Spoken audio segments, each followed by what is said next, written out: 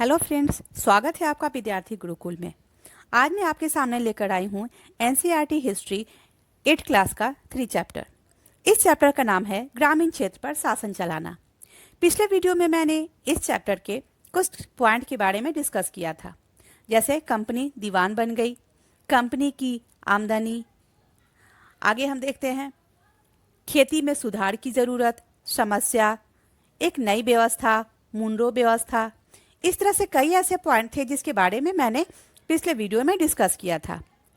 अब आज का जो वीडियो है, आगे बढ़ते हैं इस वीडियो में इसी चैप्टर से। आज का जो पॉइंट है, भारत में ब्रिटेन की बढ़ती दिलचस्पी। अब देखना है कि भारत में ब्रिटेन की जो दिलचस्पी थी किस बात के लिए थी। तो यूरोप में नील की मांग जब बहुत ज़्यादा बढ़ रही थी कि ईस्ट इंडिया कंपनी क्या करती है कि वो भारत में नील की खेती को बढ़ाने का, यानी कि आगे बढ़ाने का, खेती करवाने का वो रास्ता ढूंढने लगती है। 18वीं सदी में क्या होता है, 18वीं सदी में के आखिरी दशक में क्या होता है कि बंगाल में अब नील की खेती जो है वो फैलने लगती है।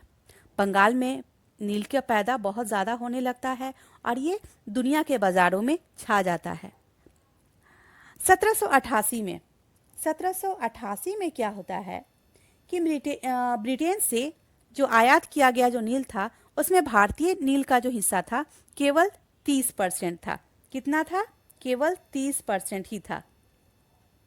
आगे चलकर 1810 ईस्वी में क्या होता है कि ब्रिटेन द्वारा आयात किया गया नील में भारतीय नील का जो हिस्सा था वो 95% हो जाता है।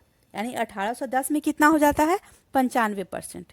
तो इस तरह से अब जो ईस्ट इंडिया कंपनी जो है वो सोचती है कि भारत का नील का मांग इतना ज़्यादा हो रहा है, और कंपनी के जो अफसर हैं या फिर कोई एजेंट है नील व्यवसाय के, अब वो सब क्या करते हैं कि इस व्यवसाय में लाभ कमाना चाहते हैं।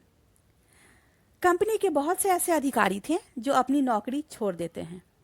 किस लिए? तो भारी मुनाफा। उन्हें लगता है कि नौकरी छोड़ दें और नील के ये जो व्यवसाय है इसमें बहुत ज़्यादा उन्हें प्रॉफिट होगा, बहुत ज़्यादा उन्हें फ़ायदा होगा।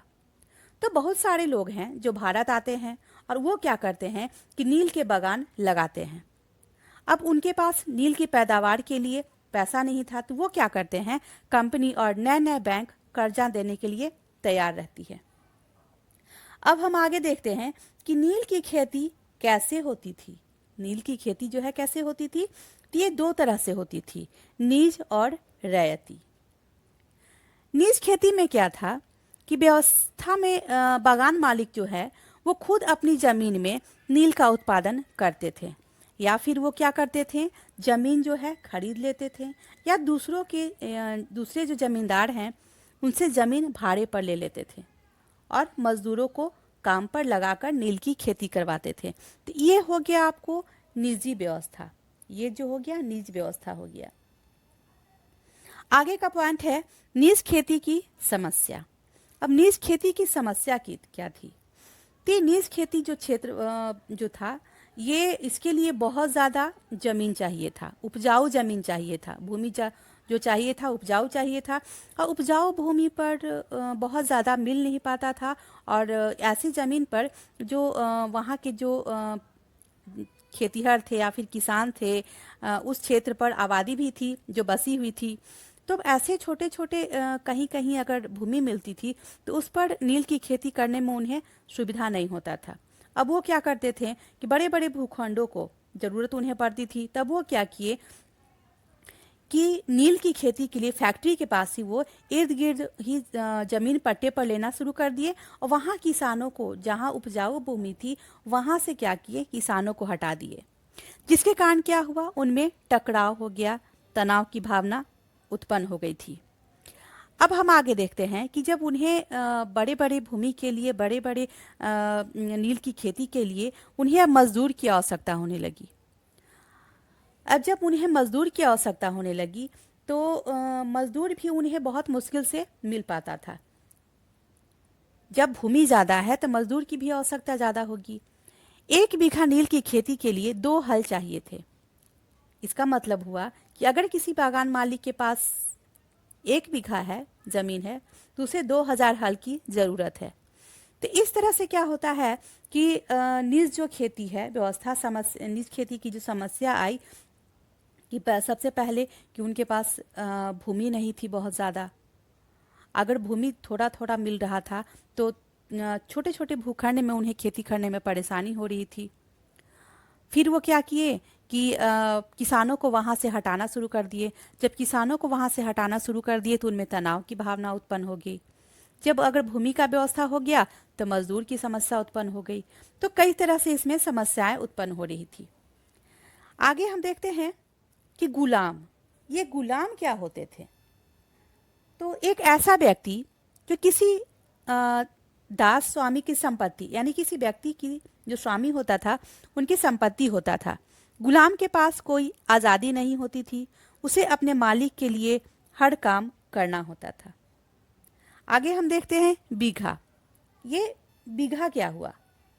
व्यक्ति की एक कहिए कि उसे माप। ब्रिटिश शासन से पहले बीघे का आकार अलग अलग होता था। बंगाल में अंग्रेजों ने इसका क्षेत्रफल करीब 1/3 एकड़ तय कर दिया था। अब हम आगे देखते हैं कि रैयतों की जमीन पर नील की खेती। तो पहले हमने देखा निज खेती के विषय में, अब हम देखते हैं रैयती व्यवस्था, ये क्या थी। तो इसमें क्या था कि रैयतों के साथ यानी कि किसान के साथ एक अनुबंध यानी कि सट्टा होता था। अनुबंध क्या होता था? एक सट्टा होता था जो कि निश्चित समय के लिए होता था। ये अनुबंध जो है निश्चित समय के लिए होता था। उस पे अनुबंध पर दस्तखत कर दिया जाता था। उन्हें नील उगाने के लिए कम ब्याज पर बागान मालिक जो है उन्हें नगद कर्जा देते थे। यानी अनुबंध जो है उसके लिए दस्तखत होता था। ये सट्टा एक तरह का हुआ। ये जो होता था निश्चित समय के लिए होता था। और अगर किसी मतलब जो उपज कर रहे हैं या फिर जो खेती कर रहे हैं उनके पास पैसा नहीं है तो कंपनी क्या करती थी कि उन्हें कम ब्याज पर बागान मालिक को पैसा देती थी। और वो अपनी क्या करते थे, पैसा देती थी। और कर्ज लेने वाले जो थे रैयत को अपनी भूमि का, अपनी उनके रैयतों को कम से कम 25% जमीन पर नील की खेती करना आवश्यक था। तो जब वो ब्याज दे रहे हैं कम रेट पर, वो कम कर्ज दे रहे हैं उन्हें, तो उन्हें क्या निश्चित किया गया कि कम से कम 25% जमीन पर उन्हें नील की खेती करना आवश्यक हो गया था। और इसके बाद अब क्या होता था कि बागान मालिक जो है बीज, उपकरण, ये सब पैसा देते थे। लेकिन जो खेती करते थे, नील की जो उपज करते थे मजदूर, वो मिट्टी को तैयार करना, बीज बोना, फसल की देखभाल, सारा काम वही करते थे। जब नील की खेती जब उपज हो जाती थी, मतलब पैदा जब हो जाता था, तब वो क्या करते थे, कटाई के बाद फसल को बागान मालिक को सौंप देते थे। अब इसी तरह से ये जो परंपरा है, फिर रैयत को नया कर्जा मिलता था, फिर वो नील की खेती इसी तरह से करते चलते थे। यानी कि ये जो परंपरा है, ये जो चक्र है, ऐसे ही चलता रहता था। अब आगे का हम पॉइंट देखते हैं, नील का उत्पादन कैसे होता था। नील का उत्पादन कैसे होता था? तो नील जो है, नील का जब होता था उत्पादन, तो नील का जो बागान मालिक थे वो फैक्ट्री के आसपास ही होते थे। यानी कि ये जो होता था फैक्ट्री के आसपास होता था। कटाई के बाद क्या होता था कि नील के पौधों को कारखाने में, यानी वैट्स यानी हौद इसे कहा गया है, वहाँ पर पहुँचा दिया जाता था। यानी कि नील की खेती को, पौधों को जो है हौद के पास पहुँचा दिया जाता था। और इसके लिए 3 या 4 कुंडों की ज़रूरत पड़ती थी। उसके लिए क्या होता था, 3 या 4 कुंडों की ज़रूरत पड़ती थी। अब प्रत्येक हौद जो था वो अलग अलग काम करता था। सबसे पहले क्या होता था कि नील की पत्तियों को तोड़कर पहले एक कुंड में, यानी गर्म पानी में, उसे कई घंटों तक डुबाया जाता था। अब ये जो हौद है इसे क्या कहा जाता था, तो इसे किण्वन या स्टीपर कुंड कहा जाता था। जिसमें गर्म पानी में पत्तियों को डुबाया जाता था तो उसे क्या कहा जाता था, किण्वन या स्टीपर कुंड कहा जाता था। आगे अब जब ये पत्ती को किण्वन जब हो जाता था तो इस बहुत ज़्यादा पानी में बहुत देर तक रहने के बाद इसमें किण्वन आ जाते थे, द्रव में बुलबुले उठने लगते थे। अब इस सड़ी हुई पत्ती पत्ती जब सड़ जाती थी तो सड़ी हुई पत्ती को निकाल दिया जाता था और द्रव्य को एक और दूसरे हौद में छान दिया जाता था।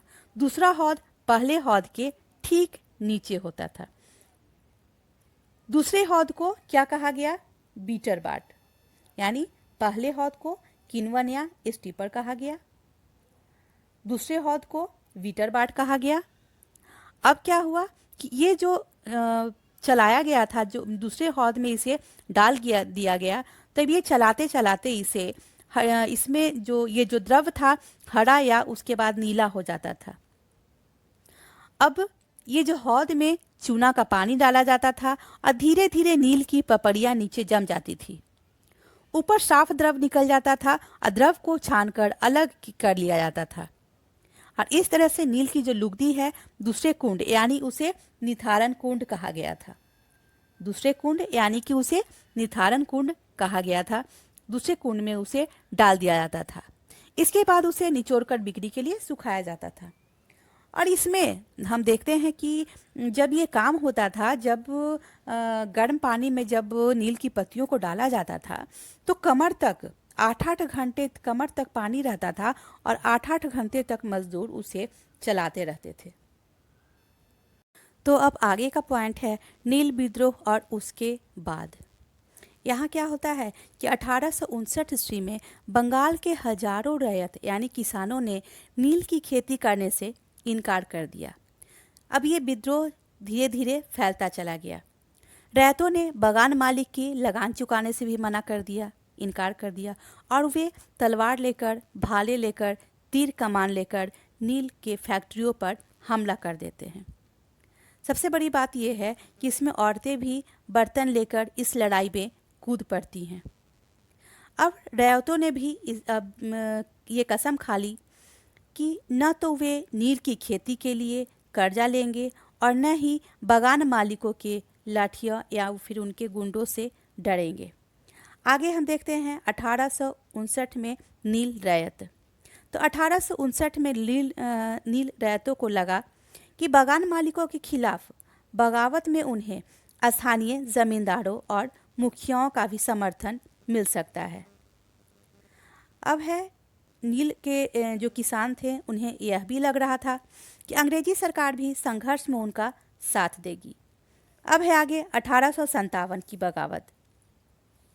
1857 की बगावत के बाद ब्रिटिश सरकार को लग रहा था कि इतनी बड़ी व्यापक जो विद्रोह हुआ था और उसके बाद फिर कोई दूसरी विद्रोह ना हो जाए, इससे वो डरी हुई थी।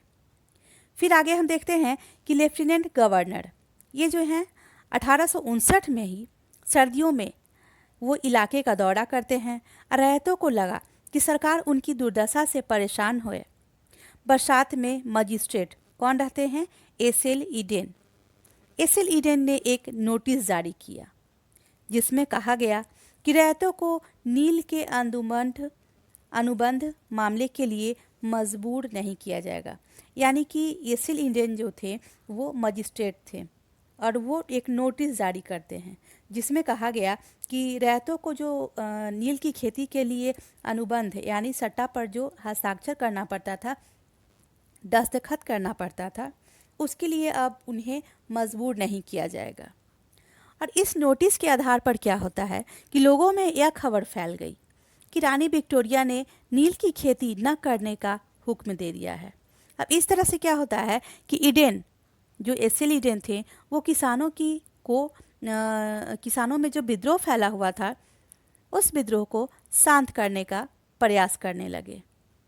जैसे जैसे ये विद्रोह फैलता चला गया, अब आगे के जो पढ़े लिखे कलकत्ता के जो पढ़े लिखे व्यक्ति थे, अब वो नील की खेती जो कर रहे हैं किसान, रैयतों के साथ जो अत्याचार हो रहा है, उनके साथ जो दुर्व्यवहार किया जा रहा है और बगान जो मालिक थे उनके जोर जबरदस्ती जो किया जा रहा है किसानों के साथ, तो ये सब जो वहाँ की जो कंडीशन था, वहाँ का जो माहौल था, उस माहौल पर वो अपनी पुस्तक में लिखते हैं।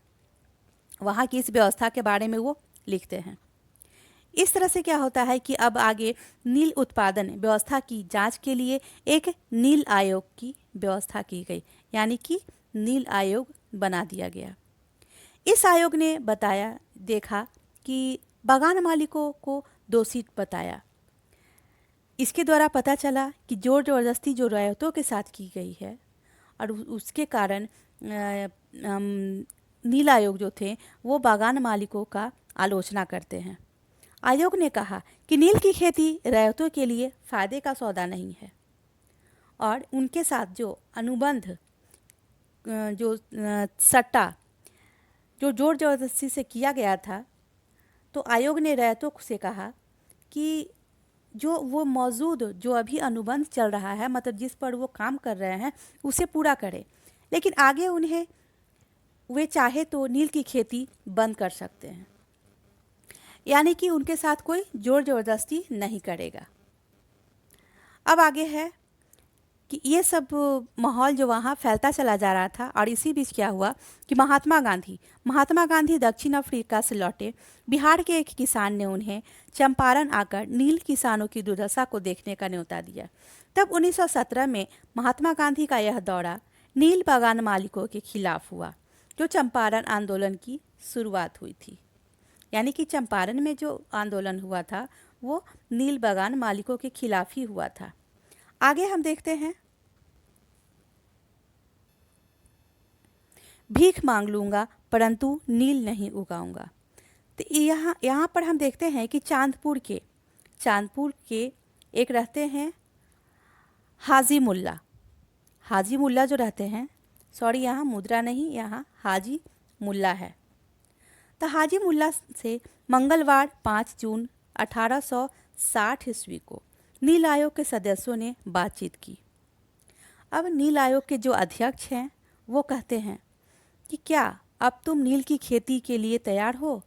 अगर नहीं तो किस तरह की शर्तों के कारण खेती करना चाहोगे? तो यहाँ हाजी मुल्ला कहते हैं, मैं नील उगाने को तैयार नहीं हूँ। मुझे नहीं पता कि कोई भी नई शर्तें मुझे संतुष्ट कर सकती है।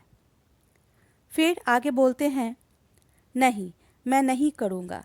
नील उगाने की बजाय मैं कहीं और चला जाऊँगा। भीख मांग लूँगा परंतु नील नहीं उगाऊँगा। तो इस तरह से जो बातचीत होती है हाजी मुल्ला और नील आयोग के अध्यक्ष के बीच होती है। तो फ्रेंड्स, 8 क्लास का जो 3rd चैप्टर था आज कंप्लीट हुआ। आपको ये वीडियो कैसा लगा आप कमेंट बॉक्स में ज़रूर बताएं। आप मेरे चैनल को लाइक, शेयर और सब्सक्राइब ज़रूर करें। Thank you.